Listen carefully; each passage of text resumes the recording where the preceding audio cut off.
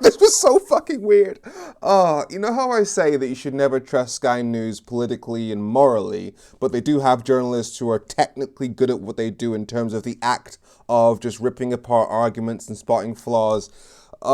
This is one of those examples. Because they just interviewed a defense minister and they asked him several times, are we safe in the UK? Now that's obviously not a yes-no question because, like, technically, there aren't like explosives falling on our heads. We're not like in the middle of a war zone. But at the same time, Russia is invading Europe. The UK is constantly making new enemies in the Middle East by selling weapons that are being used to wipe out thousands and thousands of people. So the question, are we safe? Obviously not yes or no, but they were pressing him for an answer, which he wasn't really willing to give an answer to.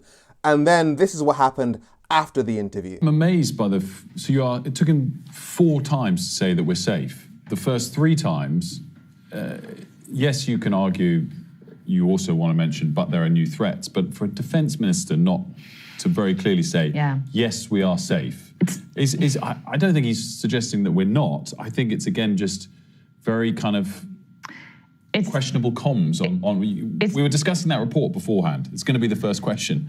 You put it to bed. Yeah, it's difficult. It's difficult to answer because in some ways, I guess, we aren't safe, right? So, yeah.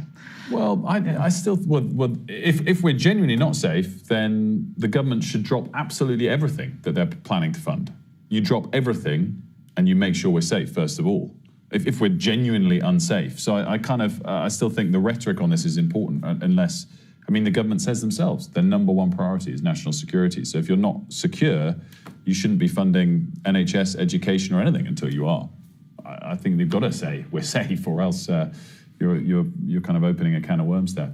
So this is what happens when you have people that are technically, professionally good, but don't have the same morality as the rest of us. You know what I'm saying? Like, you can use these people, you can use Sky News to find out new information, to see potential holes in arguments, but trusting them to lead the country. Oh my God. Literally saying that because the defense minister can't say we're safe, just stop funding everything. Like, no need for healthcare, education, just stop it all.